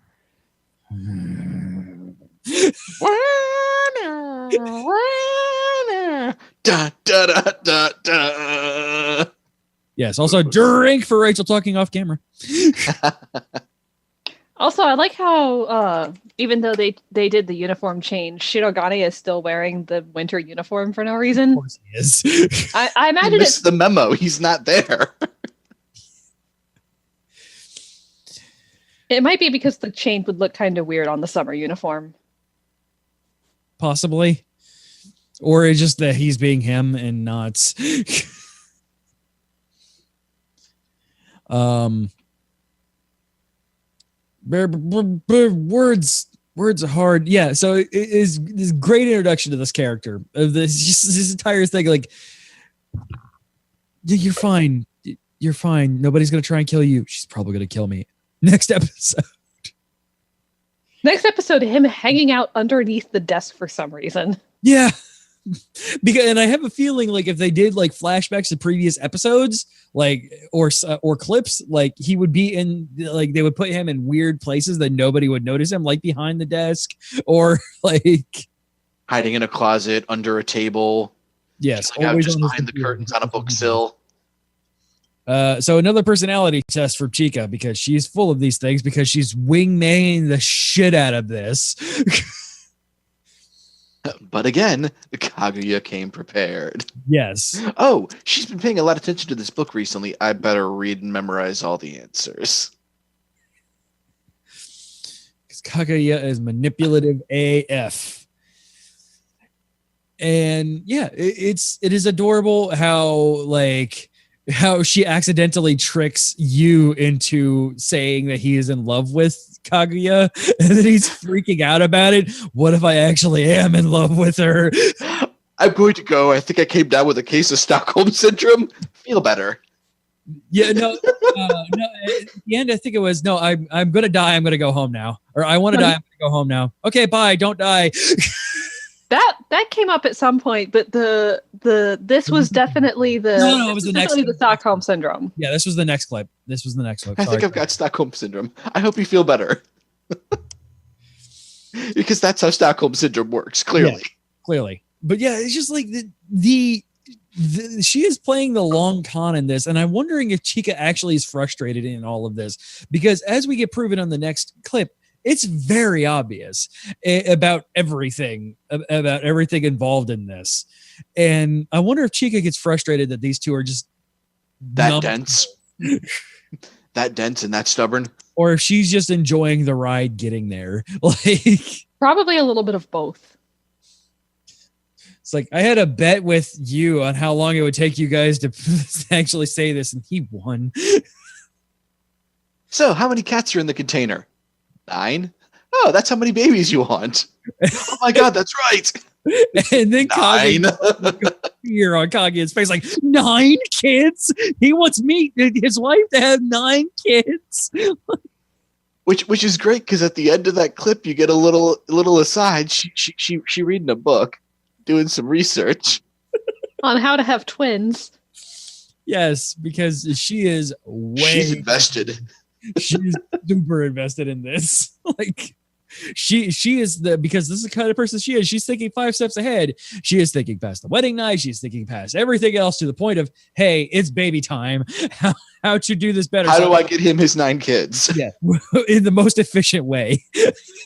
Which props to that mentality. Yeah, I want to give him what he wants, but man, I can't take 9 pregnancies because that's 90 months minimum. Then I'm not going to be able to do anything. But yeah, just the fact that she's going that far and taking that sort of stuff into account. It's not just about her and what she wants out of the potential relationship. Yeah. Oh, he wants 9 kids. How do I make this happen without dying? Yes. How to Octomom. Pretty much. And then we get the final clip. Kaguya wants to be noticed. So Kaguya has a bitch fashion friend. Which is funny because that's her handmaid. Yeah. Oh, yeah. God, it is, isn't it? Jesus. Completely different person when she's not around Kaguya. Yeah, when she's at school, man. Also, I like the revelation that she's a student there, too. Yeah. And it's kind of just brushed to the side because I didn't even realize it was the same person. I like how flirty she is about the whole thing. Like, so this is all within dress. You're looking very down. What's wrong with you? This is all within regulation, except for one part.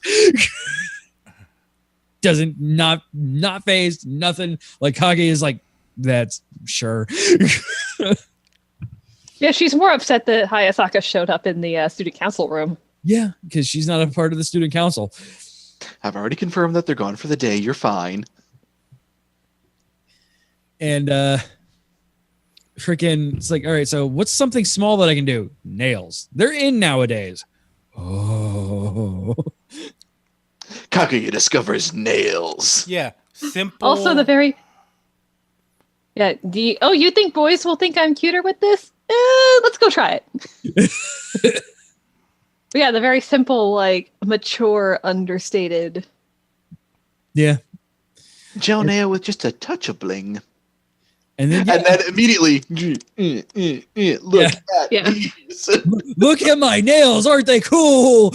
Like, there's an error here. It's like when the optometrist at my old work got engaged. She did not tell anybody that she got engaged.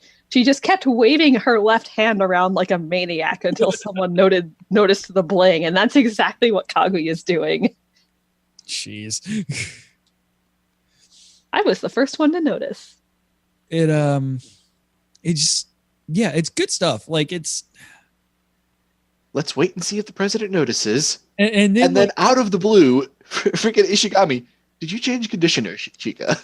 Yeah, you smell different. And that's like, okay, that's a little creepy. Oh no, she thinks I'm creepy. Which, by the way, shipping it. Oh yeah, 100%. Oh. 1000%.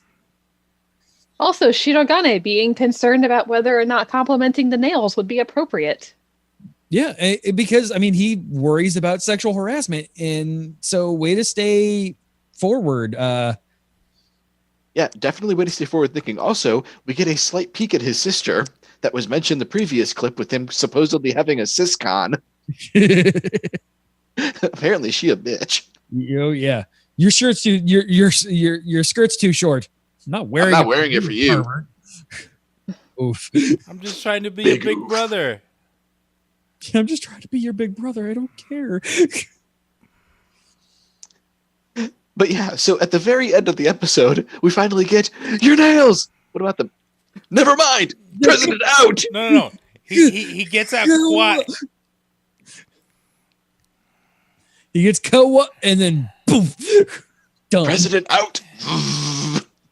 What was he gonna say? Oh, shut up, Kaguya. So I hope by the end of this that they do get to and like everyone is like, we knew. Fucking finally. Yeah, finally. We knew. Aren't you guys the last one to find out about your own relationship? That's probably how it's going to go. Oh yeah. It's gonna be Waypoint 6 all over again. Yeah. Yeah. Pretty much. You are correct, sir. But yeah, the show is really growing on me.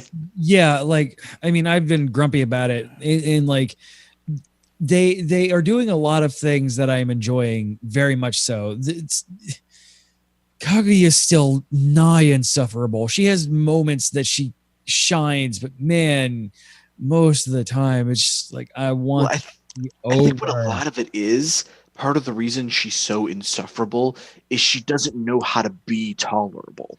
Yeah. She doesn't get how to be regular girl. Yeah. And I understand that, like from the storyline perspective, it just doesn't make it any more fun for me to suffer through it. It's like the derriere conversation. Exactly. You know, all we've got is as she presents herself right now, and that's what makes those little glimpses so nice. It's like, oh, look, you can actually be adorable when you try. Yeah. Yeah, it makes me wonder what kind of environment she was. I mean, we've got a little glimpse of what kind of environment she was raised in when her sex ed was on a whiteboard. When you get married, leave it to the man. Yes. And not to mention, in a lot of ways, Japan is still a very misogynistic country. And so for her to be the daughter and presumably only child of this extremely wealthy magnate, she probably exists to marry the future head of the company. Yep. And so her being this manipulative was probably learned as a survival mechanism. So she can rule things from the shadows, essentially. Yeah, pretty much.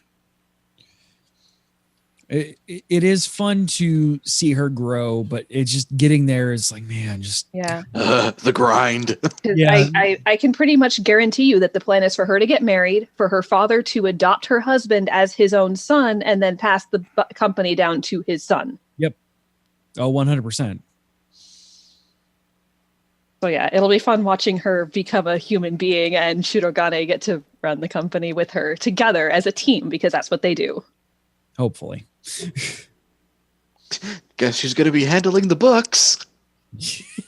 It's not Shirogane because dear God, like you leaving, she's like, no, you can't leave. We go bankrupt without you. Like, I hope that this is going to be like a. Is it 13 or 26 episodes? Let's see if my anime list has been updated with it. I don't know if it has. But I hope when it finishes its 13 or 26 episode run, that it's complete. Yeah. Like sometimes you want a season 2, but when they get together, I mean, that's going to be it, isn't it? Pretty much. I mean, that's the entire premise of this show is them getting together. Like, and that's fine. There's nothing wrong with that as long as that's where they cut it, you know? Exactly. Yeah. Like, don't drag it down. Don't try to pad it. Don't try to throw any, unnecessary subplots in there. Just, get do the MMO junkie thing, get them to where we want them to be. And then. Yeah, exactly. Roll credits. Will not be good because this show kind of teeters on the 12th, according to my anime list. Yeah. Okay. Have you ever seen? There's a similar, well, not similar anime, but Orin Host Club. What? Oran High School Host Club. Oh, because he definitely said Orin Horse Host Club. Which I'm like, Raul, your anime desires are on your own, and brother. That was a show, honestly, that I didn't feel one way or another about until everyone in my circles of the internet got fucking obsessed with it and wouldn't shut up about it, and it kind of turned me off trying it. Yeah, I've not watched it myself for pretty similar reasons, actually. What anime got you for you, CJ, that everyone was talking about, and you just like fucking My Hero? Like, I boycotted My Hero for the longest ass time. Because that is who I am, though. It's not a surprise to anybody involved ever. Like, the more hype something gets, it's just like, no, I'm going to put my foot down because I am a hipster ass motherfucker. I mean, I never played more than like a half hour to an hour of Final Fantasy VII. It was so overhyped that by the time I actually had the chance to sit down and play it, it's like, it's fucking crap. It would behoove you to play through it, but yeah, it is a lot of time and dedication to dedicate to that. So it might be better story, just play 6. Yeah, it might be better for you in that case, Josh, to just wait for the release for the upgraded one, because you'll probably get at least more depth. Because it'll probably also have quality of life upgrades as well. Yes, because it's a rough. Well, like, part of the problem with that game is the fact that like 70% of the cast wasn't even designed to be in the game. Yeah, because I think it was just the game was written with Cloud, Tifa, and Barrett. Yeah, and I think Sid at the end. All of the other party members were added last stage of development because they felt they didn't have enough party members coming on the heels of 6. Yeah, because Aerith was there the entire time, but her arc was always to get Sephiroth. Her arc was designed to come to a point. Yeah, exactly. And then thrown to the wayside. Yeah, and then I think Sid was supposed to replace her, if I'm remembering the original notes correctly. Talking about that scene, have you gotten in Super Smash Bros. Ultimate, the one with Cloud and Zelda? Yes. On the board, on the where it's Zelda in the place of Aerith. Yeah. Oh God. Yeah, it's great. That's wrong. It's great, but it's wrong. No, a lot of those stuff on that Smash board is kind of like, excuse me, what's going on here? So yeah, I guess some closing thoughts on the show proper. CJ joined the Sumo Club. Yeah, I did. I've watched Hatsune Miku Sumo. Because I said it wrong. That'd be a really different show. I said it wrong the first time, me saying it, and then fuck it, it's just gonna be a gag. It's real good. I binged through what's available on the dub, which was episode 15. So it was the very first episode of Be the Naked. And that opening. It's no fire ground, but it's its own special something. Yeah, it is definitely a special something. Fireground was real great. Like, I don't watch a lot of openings minus once. Like, I'll watch them and then I'll realize that, hey, we got a new opening, and I'll watch usually 3 or 4 seconds of it to make sure that it is a new opening. And then if it's a new opening, I'll watch it. I never, ever watch a closing credit. Ever. And my God, like, I will not skip or do anything but just rock the fuck out to the opening, the closing of that show.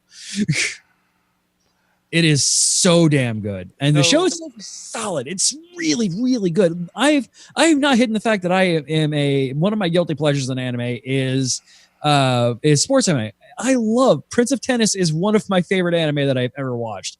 And then they ruined it for the re-release, but that's beside the point.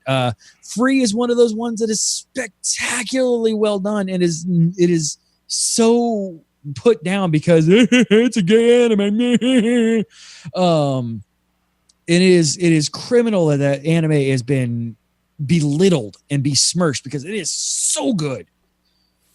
And this has just enough, like, because I don't actively dislike sports anime. I just don't care that much about it because I'm not super into sports. Yeah. There's just enough of that shonen bullshit to grab you without it being too much for someone who's not normally into sports anime. But for someone who is into sports anime, it sounds like it's hitting all the right elements. Oh yeah, like it is. I am 100% in on it. Like it is a very well, because there have been some very good sports anime and some very bad sports anime, and the creators of this did the intelligent thing, which is learn from past mistakes. They have also combined enough shonen into it, which some sports anime completely avoid, where the entire sports anime trope came from, which is just a subplot or subtype of shonen anime. Because let's face it, especially in Japan, you're not selling sports anime to girls. Was Prince of Tennis one of the first ones? Yes. If it wasn't the first one, it was the first most popular one. Because I know there's Prince of Tennis. They actually have a football one. Baseball is huge in Japan. The volleyball one that I forget what the hell it was called. There was a volleyball one that was actually geared towards women and girls, was fantastic. But this does a very good job of combining where the roots of sports anime come from and keeping the pacing done very well, which most sports anime, the bad ones are match, protag wins, match, protag loses, but learns from it. Match, protag wins because of learned things. Match, protag loses because he didn't learn enough. Like, that's usually the bad sports anime. God damn, I can't say his actual name right anymore. HINOMARU. You can just call him Ushio. It's okay. He has the shonen growth and the shonen tropes tied into his character, and it's not just because, like, they go sometimes 3 or 4 episodes between matches. Like, it's not a match every single episode, and if it is, it's not always him. And that's awesome. Like, Oh, for it to have this strong of an ensemble cast, even though he's named in the title. Yeah, like that kind of reminds me of I'm going to say the English version, Fighting Spirit, Impo. The boxing- Hajime no Ippo. Yes, yeah. that one. Yeah. And I love how well the shonen trope of the fiery, burning, passionate soul plays into the sumo subject matter. Yes. It works very well because it's all honest. Like, they get into it like, this is death for sumo. Like, this is like, you may joke about this, but man, this is literally us dying in the ring. Like, they get into a mixed martial arts guy, and I'm not going to get too much into it, but he's like describing sumo to this guy, and it's obviously he's looking at the camera and saying, hey, we know Americans are watching this. Here's why sumo is a big fucking deal to the Japanese. But it feels so well done. It's so good while he's describing it. And they did their research on Americanized sports as well, because then they feed it back into that. Like, here's why this is important out west. Yeah, like you said, the MMA guy, he initially only joins the club because he wants to incorporate it into his fighting style. He wants to be the very best, like no one ever was. And he's such a good boy. Yes. And like, it is really, really well done. And they play like they play him up as the shonen idiot, the HINOMARU. They show him up as the shonen idiot, and then they immediately drop that. Like, he is the shonen idiot for maybe the first half of the first episode. Like, and then thrown away. Like, that is never touched again. Yeah, he has room to grow, but he is no Goku. And like, I love how they touch on him being just Goku enough to get to where he needs to be. And then, nope, here's where I'm supposed to be.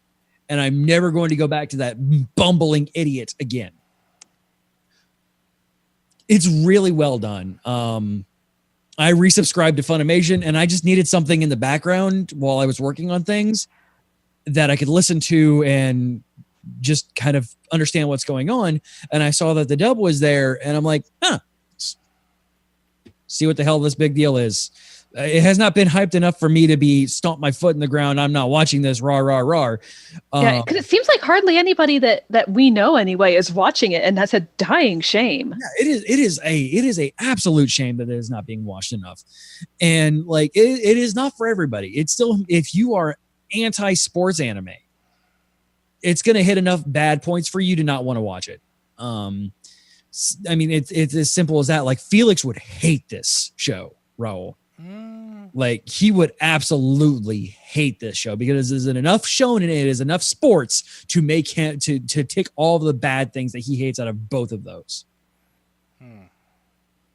And like, it just like, so it's not going to be for everybody. I'm not going to sit there and say everybody should watch this. This is going to be a perennial anime remembered for the decades. Probably not, but it's a damn good ride. Yeah, if you want to get pumped up and have some fun and have some feels. Yeah, it gets there on the feels. Like, dear God, the I'm going to use broad terms here. The quarterfinal where small guy does things, and then that guy is like, "You did it, you got here, not us, you," and just. Whew. And Oseki's bout in the first Inter-High. Yes. Josh, you looked like you wanted to say something.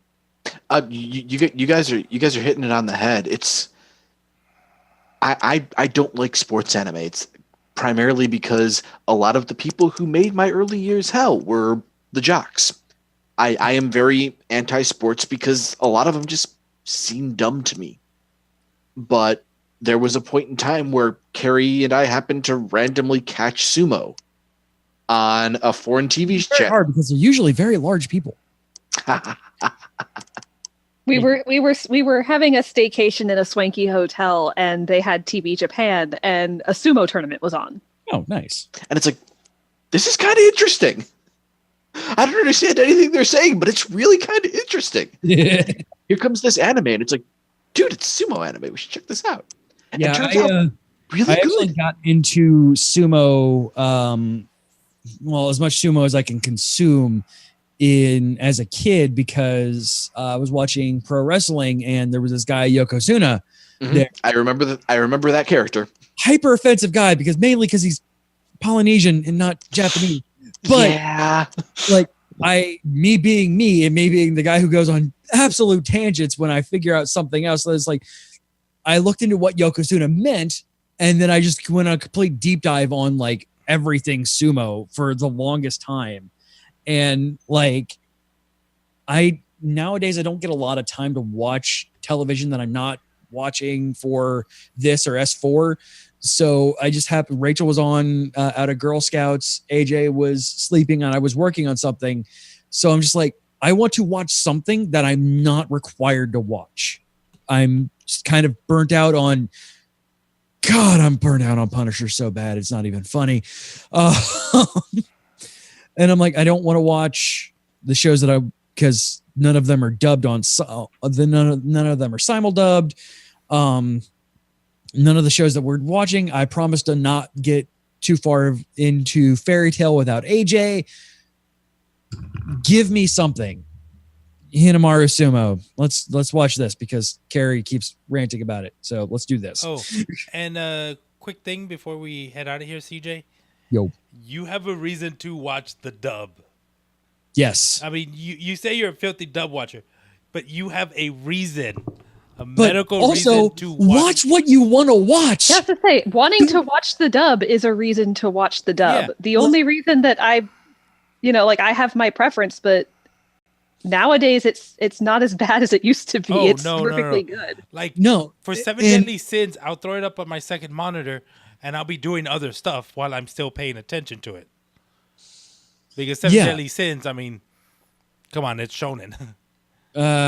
Yes, and Yes. once the season is over, by the way, I have actually scripted out a entire diatribe on this is before I watched this whole thing on Meliodas, Bon, and Escanor being the super ego, and id.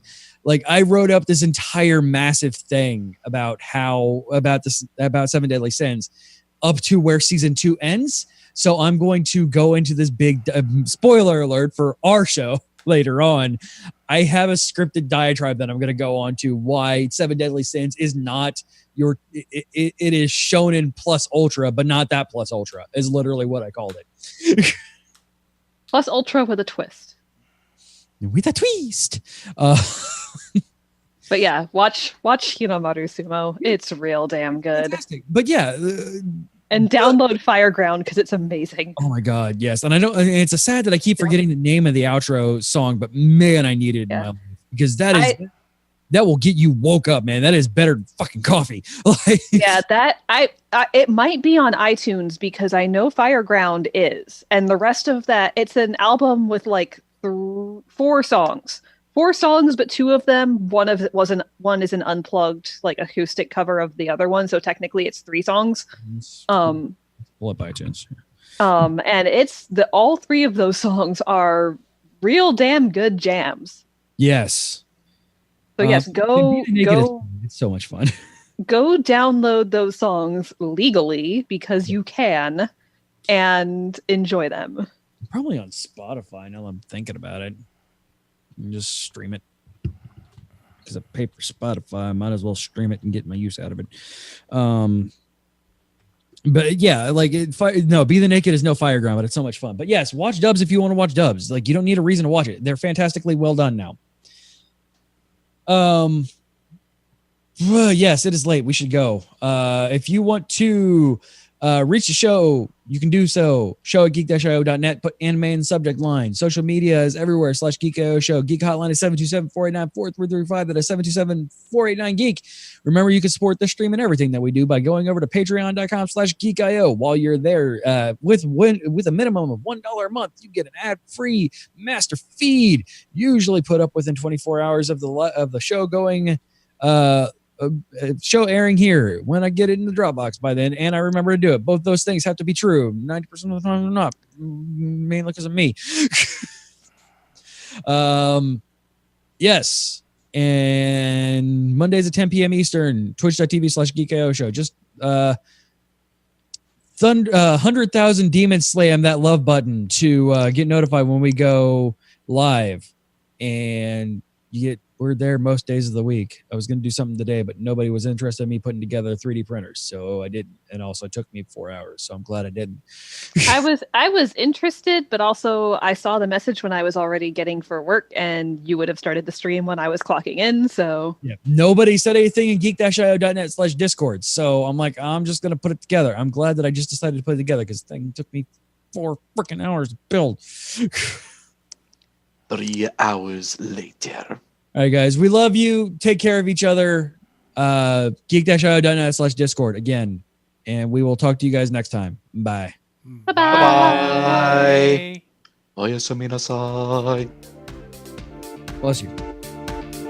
Orochimaru at You have been night. listening to a Geek.io Media Network LLC production. Would you like to convert that to pounds? Copyright 2019.